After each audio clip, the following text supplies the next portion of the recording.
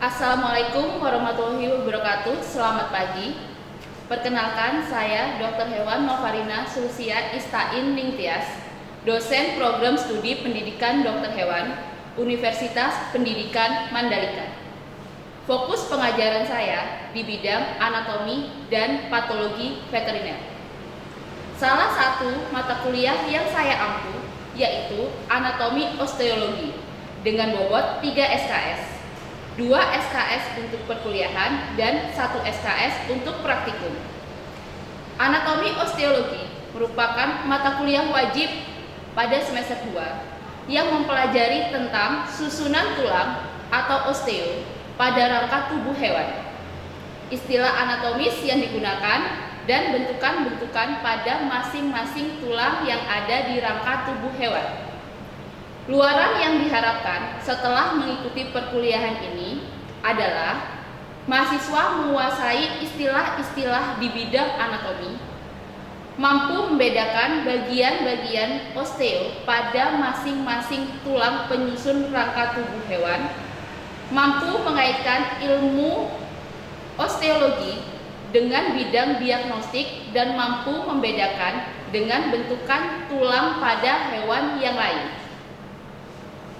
Untuk mencapai luaran yang diharapkan, mata kuliah ini dibagi menjadi beberapa topik yang akan membahas tentang pengantar anatomi veteriner yang mencakup pengertian istilah-istilah yang akan dipakai pada ilmu anatomi. Yang kedua, osteologi ekstremitas cranialis. Yang ketiga, osteologi ekstremitas caudalis. Yang keempat, osteologi os cranium. Yang kelima, osteologi os mandibula. Yang keenam, osteologi os vertebrae. Yang ketujuh, osteologi regio thorax. Ini merupakan penjelasan singkat deskripsi mata kuliah anatomi osteologi yang saya ampu. Untuk metode pembelajaran yang saya gunakan adalah metode DIA, Delivery, Interaction, dan Assessment. Penyampaian materi melalui sistem offline dan online, melalui Google Meet dan Zoom. Untuk penyampaian materi perkuliahan melalui sistem tatap muka, disertai dengan diskusi. Kemudian untuk praktikum akan disertai mahasiswa mempunyai modal atau modul praktikum. Untuk komunikasi dan forum diskusi selain pada saat perkuliahan, saya akan menggunakan media WhatsApp dan e-undikma agar mahasiswa dapat bertanya di luar jam perkuliahan jika ada kendala atau pertanyaan yang menyangkut mata kuliah anatomi osteologi. Untuk sistem penilaian bagi mahasiswa bisa diakses melalui Google Classroom. Saat di awal perkuliahan, saya akan menyampaikan kontrak perkuliahan yang salah satu itemnya adalah mengenai sistem penilaian. Sistem penilaian yang akan saya berikan pada mata kuliah ini itu merupakan kumpulan dari soft skill dengan bobot 10%, tugas dan kuis dengan bobot 30%, UTS dengan bobot 20%, UAS dan praktikum dengan bobot 40%. Selanjutnya, saya akan menyampaikan video pembelajaran anatomi osteologi secara offline. Assalamualaikum warahmatullahi wabarakatuh. Selamat pagi. Waalaikumsalam warahmatullahi wabarakatuh. Pagi ini kita akan melanjutkan materi anatomi osteologi tentang os mandibula. Sebelum kita memulai perkuliahan apa saja bentukan os mandibula yang ada, perlu kalian ingat. Masih ingat gambar ini? Masih dong. Oke, boleh saya diterangkan buletan warna biru ya ini? Kira-kira ada yang tahu nggak? Boleh tunjuk tangan? Boleh? Dek, kira-kira nama osa yang ada buletan warna biru ini apa? Os cranii dong. Os cranii. Ada jawaban yang lain? Atau setuju sama temannya ini? Setuju. Oke. Bentukan ini namanya osa cranii. Nah, kalau yang segitiga? Ya, Adiknya? Pasir. Os Pasei. Ada jawaban lain? Oke, Os Pasei. Yang akan kita bahas pada pagi hari ini itu yang segitiga berwarna ungu. Yang tulangnya ini ada di depan. Nih. Ini yang akan kita bahas pada pagi hari ini. Ini yang disebut dengan osa mandibula atau lower jaw, rahang bawah. Apa saja sih bentukan yang ada di os mandibula, itu yang akan kita bahas pada pagi hari ini. Secara garis besar, os mandibula itu dibagi jadi dua bagian. Yang pertama, ada bagian korpus, dan yang kedua adalah bagian rami mandibula.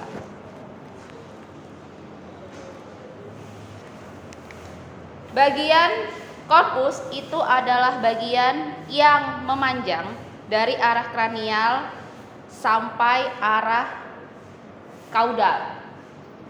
Jadi ini itu adalah bagian mandibula yang korpus. Sedangkan yang rami adalah bagian yang tegak lurus. Yang ini. Oke. Yang akan kita bahas itu adalah yang bagian korpus dan yang bagian rami, mandibula. Pada bagian korpus itu dibagi menjadi bagian daerah ventral dan bagian daerah kranial. Jadi bagian ventral dan bagian kranial. Nah, ini penjelasannya. Ini itu adalah bagian korpus. Sedangkan ini itu adalah bagian dari rami mandibula. Itu ya.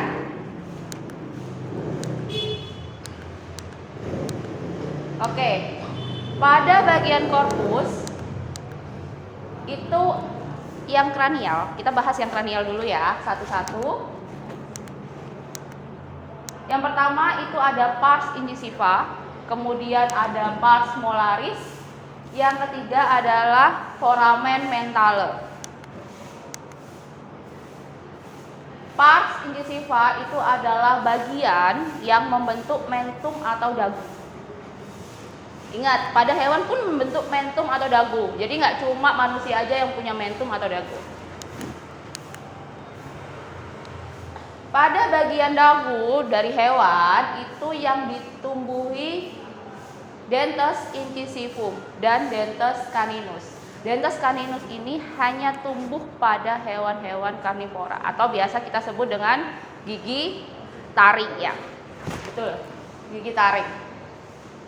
Kemudian pars molaris. Nah, pars molaris ini namanya aja pars molaris.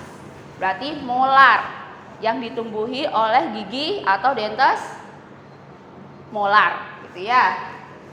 Nah, pada bagian yang ditumbuhi oleh dentes molar itu punya sebutan atau punya nama. Namanya adalah margo alveoli.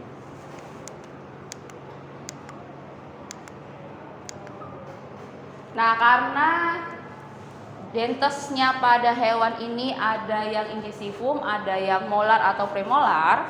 Jadi margo alveolinya juga dibagi. Kalau ditumbuhi dentes incisivum itu namanya margo alveoli dentes incisivum. Kalau yang ditumbuhi oleh gigi molar atau dentes molar itu namanya margo alveoli dentes molar atau premolar. Kemudian nah, di antara kedua margo ini ada bagian yang tidak ditumbuhi oleh dentes, oleh gigi. Biasanya kalau lagi nyontang sapi atau masukin obat dari mulut ya, dari oral, itu kan biasanya dari samping. Ya. Kenapa dari samping kira-kira? Karena nggak ada gigi. Yap, betul, pinter. Terima kasih jawabannya, karena tidak ada gigi, jadi dari samping. Nah, bagian yang tidak ditumbuhi gigi itu namanya margo interpolaris. Gitu. Oke. Kemudian ada foramen mentale. Foramen mentale ini kan kemarin waktu pengantar anatomi masih diingat. Foramen itu artinya lubang. Jadi kalau foramen mentale itu adalah lubang yang ada di daerah mentum atau dagu. Oke. Bagian-bagian ini itu, nah, gambarnya yang diberi tanda titik-titik warna pink. Pink ya, pink atau merah deh. Nah, ini itu adalah margo alveoli karena ini adalah dentes molar. Karena ini dentes molar, jadi ini margo alveoli dentes molar. Kemudian mana sih foramen mentale ini? Yes. Kalau perlu kalian ingat bahwa foramen mentale hanya terletak pada bagian lateral. Kita balik. Ada nggak? Nggak ada. Nggak ada. Jadi tips yang pertama untuk menentukan kalau osanya kayak gini, bisa lah kalian menentukan mana lateral sama mana medial ya. Ya. Nah, ibu kalau osanya hanya setengah, sebagian seperti ini, bagaimana cara membedakan sisi lateral dan medial? Tipsnya adalah perhatikan baik-baik. Ini selalu dan terletak pada bagian lateral. Tidak akan pernah ditemui atau dijumpai di bagian medial. Ingat, kenapa sih Bu penting kalian tahu bagian lateral sama bagian medial? Karena di sini nanti ada bentukan pada bagian raminya. Oke? Nah, ini kalau pada tulang yang utuh, ini mandibula. Perlu kalian lihat bahwa ini hanya di lateral, baik yang sinister maupun yang dexter. Pada bagian medialnya nggak akan kalian temuin nih, nggak akan kalian temuin kan? Tuh.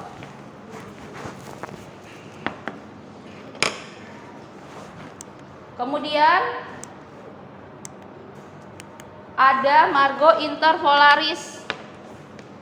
Margo interpolaris, tadi margo interpolaris adalah bagian yang tidak Ada. ditumbuhi oleh dentes. Nih. Ini itu adalah bagian yang tidak ditumbuhi oleh dentes atau margo interpolaris.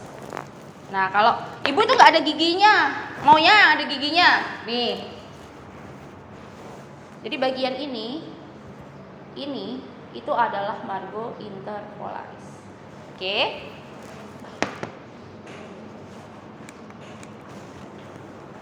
Sekarang karena yang bagian kranial atau bentukan-bentukan yang ada di kranial sudah, kita akan ke bentukan masih pada korpus mandibula yang bagian ventral. Ini hanya dibagi dua. Yang pertama adalah vasa vasorum facialium. Diingat-ingat, vasa vasorum facialium atau vasa vasorum facialis, sama aja. Fungsinya apa sih? Fungsinya adalah untuk tempat lewatnya arteri vena yang memvaskularisasi daerah fasciae. Jadi nanti kalau kalian belajar anatomi topografi, itu ada beberapa muskulus di daerah fasciae yang arterinya atau vaskularisasinya dialiri oleh arteri facialis. Oke. Kemudian antara korpus sama rami mandibula itu membentuk sudut. Mana sih yang namanya sudut tuh ini? Jadi antara rami mandibula sama korpus dari mandibula itu membentuk sudut. Nah, ini ya. Itu namanya adalah angulus mandibularis. Gitu. Jadi sebenarnya anatomi osteologi itu gampang. Ingat aja tulangnya apa. Namanya akan mengikuti. Gitu. Kemudian ada permukaan pada bagian korpus yang menghadap ke cavum oris, namanya facies buccalis. Mana sih facies buccalis? Lebih jelas itu ini. Permukaan pada korpus yang menghadap cavum oris. Ini kan biasanya di kepala di sini ya. Iya. Ini kan cavum oris. Jadi permukaan yang disebut dengan facies buccalis itu yang ini. Jadi permukaan yang menghadap cavum oris. Ini namanya facies buccalis.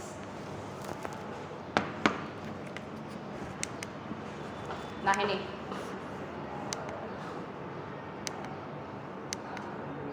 Jadi tadi saya sudah bilang bahwa ini adalah angulus mandibularis. Kemudian mana sih vasa vasorum facialium? Vasa vasorum facialium itu adalah ini.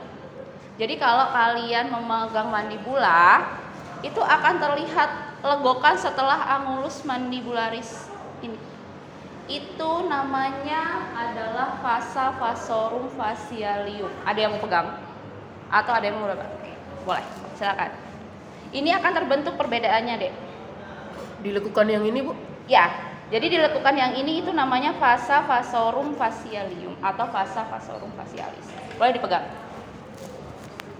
Nih, apakah di sini juga ada? Jadi di sini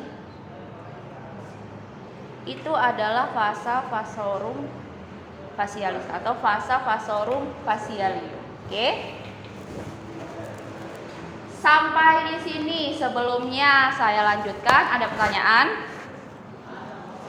Adakah pertanyaan? Oke. Boleh, karena ini adiknya sudah, boleh adik yang ini boleh berdiri. Namanya dulu, siapa tahu temennya lupa nih namanya. Nama saya Karisma Bayangmat. Oke. Komandan Saka. Kan di mandibula itu ada foramen mentalis. Iya. Itu fungsinya apa, Dok? Oke. Terima kasih. Terima kasih sebelumnya, pertanyaan yang sangat bagus. Apa sih fungsi foramen mentale yang ada di sini?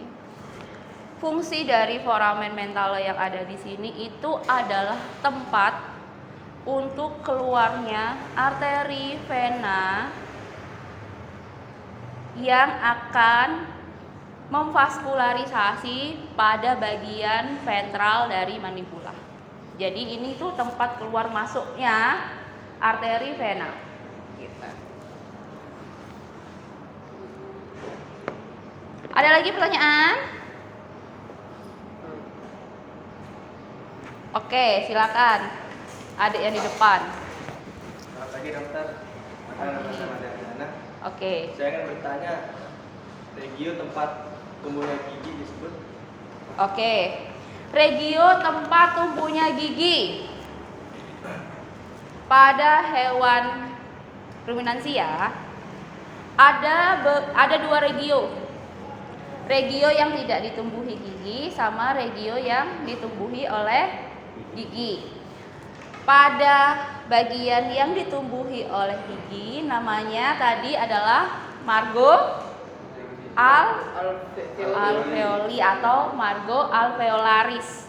Baik itu yang bagian ditumbuhi molar maupun bagian yang ditumbuhi oleh incisivum. Gitu. Oke, bisa saya lanjutkan atau ada pertanyaan lagi? Oke, saya lanjutkan ya. Kira-kira ada perbedaan nggak sih dari gambar yang di depan sama yang saya punya posnya? Ada. Oke. Bagian yang mana?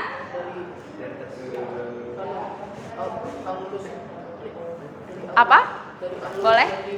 Oke, dari angulus mandibularis berbeda, Dok. Terima kasih. Ada lagi nggak kira-kira perbedaannya selain angulusnya? Yuk, nih gambarnya nih saya pegang. Kira-kira ada yang beda nggak ya?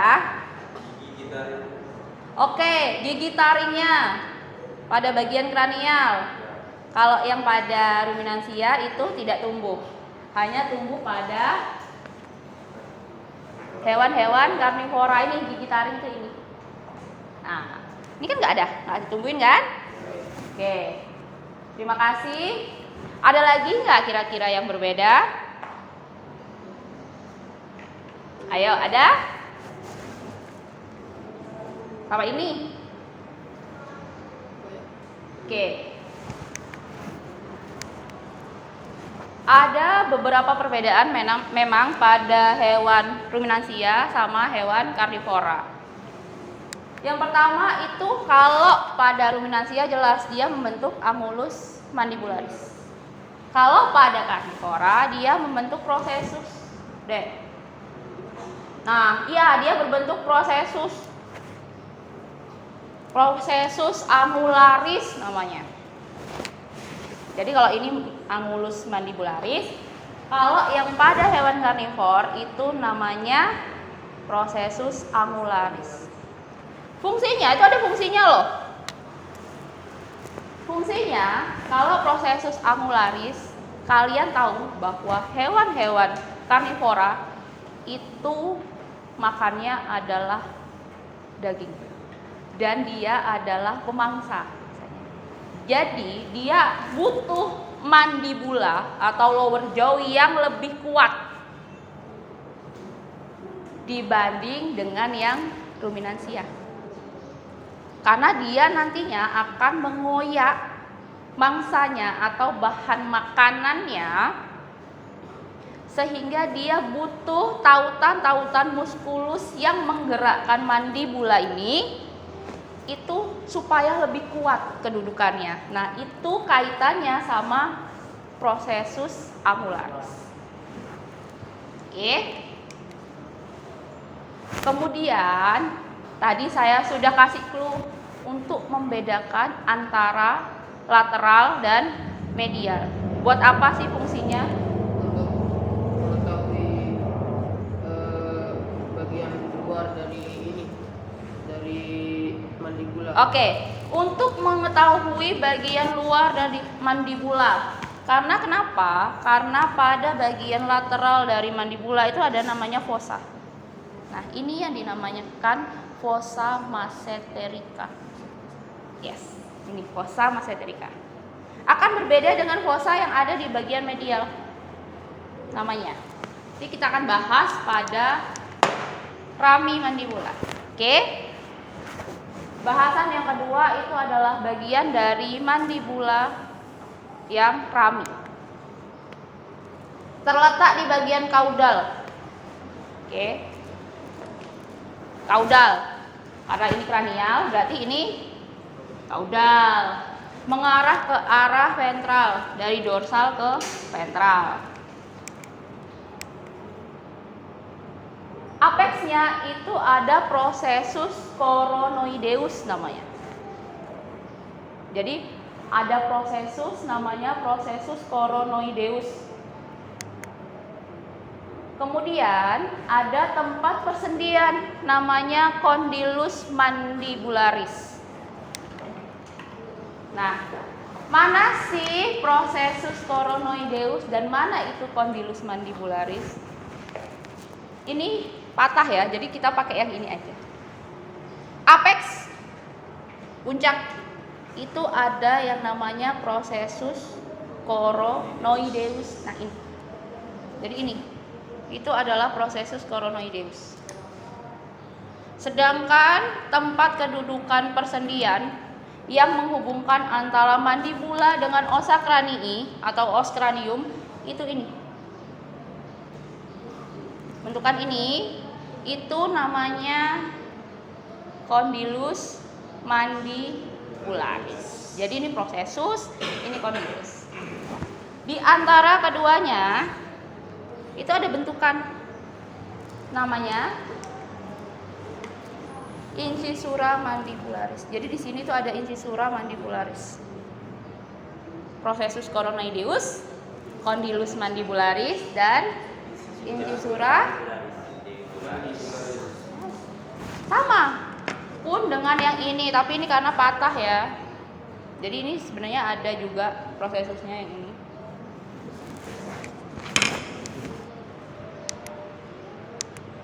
Nah, ini penjelasan yang tadi.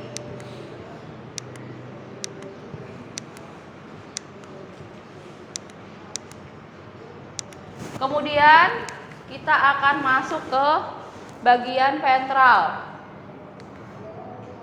Jadi kalau bagian ventral dari rami mandibula itu ada kolum mandibularis. Kemudian pada bagian medial itu ada foramen mandibularis. Caudolateralnya itu ada fossa masseterica. Fossa masseterica. Kemudian yang caudomedialnya itu juga ada fossa, namanya fossa pterygoidea. Jadi tadi kalian kan sudah punya satu fossa nih, namanya fossa masseterica. Kalau yang bagian medial nih ya, itu namanya fossa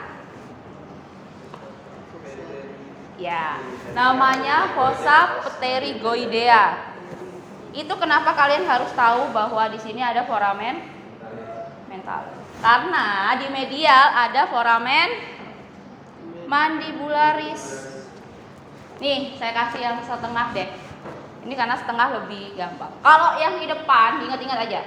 Kalau yang di depan, foramennya namanya foramen mandibularis. mentale apa mandibularis? Mentale. Oke, foramen mentale, diingat-ingat. Kalau bagian medial namanya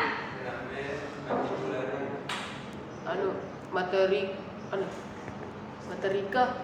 foramen mandibularis. Jadi ini namanya foramen mentale, yang ini namanya foramen Mandibularis. mandibularis. Kalau fossanya ini lateral, ya. Iya. Jadi namanya fossa masseterica.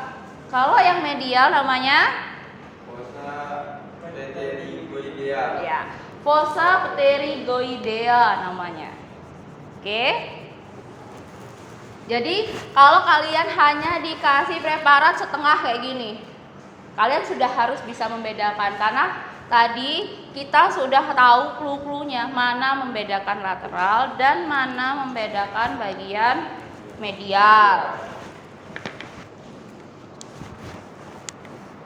Nah, ini yang tadi bahwa pada ventral caudalnya itu tidak membentuk angulus, tapi dia membentuk processus. Namanya processus angularis. Itu yang membedakan. Jadi kalau ada preparat atau tulang yang di sininya tidak membentuk angulus, itu adalah, apalagi dia membentuk processus angularis, itu bisa dipastikan bahwa dia mandibula dari hewan-hewan karnivora. Iya. Betul. Oke. Ada pertanyaan? Tidak ada. Oke.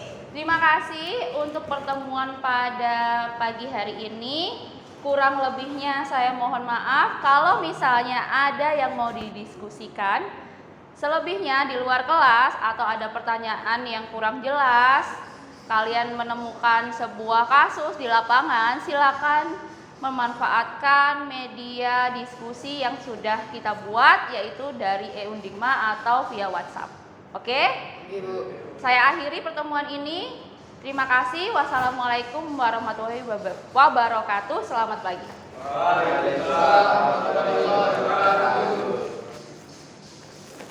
Demikian video pembelajaran dari saya. Terima kasih. Wassalamualaikum warahmatullahi wabarakatuh.